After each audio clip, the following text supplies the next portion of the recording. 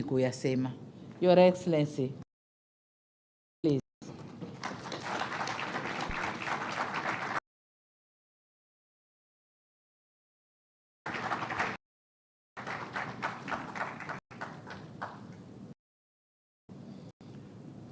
Your Excellency, Dr. Samia Suluhu Hassan, President of the Republic of Tanzania, Excellencies, ladies and gentlemen, let me first express my deep appreciation to President Suluhu Hassan for the very warm welcome accorded to me and my delegation, and for the substantial program that has been planned for us in Salaam and Zanzibar.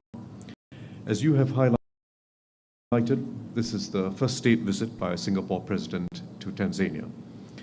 Many in Singapore know the country for its wildlife, its natural beauty, and Mount Kilimanjaro, which even our primary school students know about because it's the highest peak in Africa. But Tanzania's story is also one of ambition, given its history, its youthful population, and the possibilities for your country in a new global environment. Anchored by Dar es Salaam's role as a thriving Indian Ocean port, and by Zanzibar's rich heritage, which I look forward to experiencing tomorrow. Although I only arrived yesterday evening, Tanzania has already left a strong impression, a country confident in its potential and well-placed to shape the opportunities ahead. I look forward also to visiting Zanzibar tomorrow, which is building on its rich heritage and, as President Suluhu Hassan has mentioned, has major development plans in store now, including in port development. This year, we mark the 45th anniversary of diplomatic ties. As President Suluhu Hassan and I discussed this morning, it is timely that we inject fresh momentum into our relationship and explore new areas for practical cooperation. We meet at a time when the international rules, institutions, and habits of cooperation that countries like ours have long depended on are under strain. Trade and supply chains are being reshaped by politics and conflict. Climate pressures are intensifying, and developing countries face the risk of being left to adjust to these shifts on terms set by others. We have to address these problems with resolve, not diffidence. Our response must be to build bridges, including bridges between Africa and Asia, and among countries that believe that openness and partnership still offer the best way forward. Singapore and Tanzania have today taken practical steps in that direction, both bilaterally and as gateway economies, which can catalyze greater trade and investment flows between our respective regions, Southeast Asia and East Africa. In this vein, I welcome President Samia Suluhu Hassan's clear statement of the East African community's intention to pursue a free trade agreement with Singapore. This is a significant step. It connects Singapore not only with Tanzania, but also with the other seven partner states in the EAC. It will be Singapore's first FTA negotiation with an African partner and the EAC's first with a partner outside of Africa. This FTA can improve market access and the flow of goods and services between the EAC and Singapore could provide East African exporters with a gateway to the larger ASEAN market. It will open up newer areas of growth, such as in the digital economy, and it will be a timely move to diversify our trade networks amidst current geopolitical tensions. On bilateral cooperation, Singapore and Tanzania are also moving forward, as President Suluhu Hassan has highlighted. First, on the economic front, Tanzania sits at strategic crossroads, with its ports opening into the Indian Ocean and to the wider East African region. There is much more we can do together in logistics, ports, the digital economy, agribusiness, as President Suluhu Hassan has also emphasized, and food security. We are strengthening the foundations for trade and investment. The avoidance of double taxation agreement that was just signed will give businesses greater certainty and make it easier for them to invest for the long term. We are also advancing cooperation by sharing our practical experience and know-how in industrial park planning, trade facilitation, supply connectivity, and other areas which can support enterprise and job creation. Secondly, we are deepening cooperation between our peoples and institutions.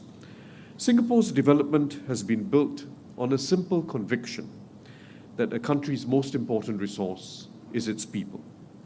We look forward to supporting Tanzania's efforts to upskill its young and growing population who have the potential to be a major driver of future growth. And I'm happy that we will have an MOU on skills development in this connection. I also look forward later this afternoon to interacting with students at the University of Dar es Salaam. Our institutions are also working together in healthcare and disease prevention through capacity building in innovation and research. Singapore's Duke NUS Graduate Medical School will collaborate with Tanzania's Muhimbili University of Health and Allied Sciences to strengthen Tanzania's national sickle cell disease program. And President Suluhu Hassan, in our discussions, had also suggested that we expand that cooperation to Benjamin Mkapa Hospital. This is a chronic disease all over Africa. It is one that does not have an affordable and easy cure. And we hope that through this collaboration in research and innovation, we'll be able to provide affordable curative therapies for a disease that I'm sure can bring well-being and prevent childhood illness and fatalities across the continent. It will be of significance both to Tanzania as well as the Africa, and it will give both sides, Singapore and Tanzania, the chance to learn from very different environments, different disease burden environments.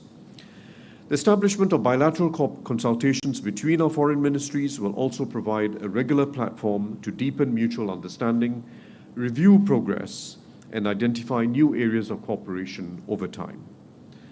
Thirdly, we are working together on climate and resilience. For both our countries, climate change is not an abstract concern. Singapore is a low-lying island state, and Tanzania faces pressures on its agriculture, water resources, coastlines, and natural heritage. We therefore welcome our collaboration on carbon credits in line with Article 6 of the Paris Agreement.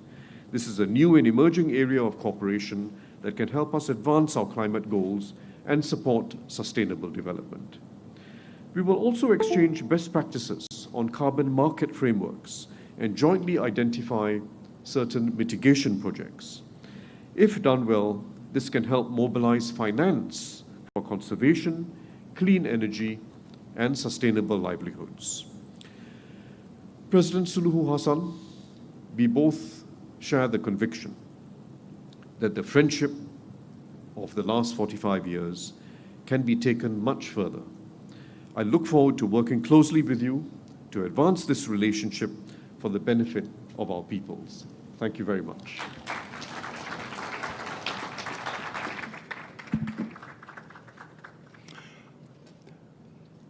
Asanteni sana marais wetu kwa jumbe zenu hizo mbili.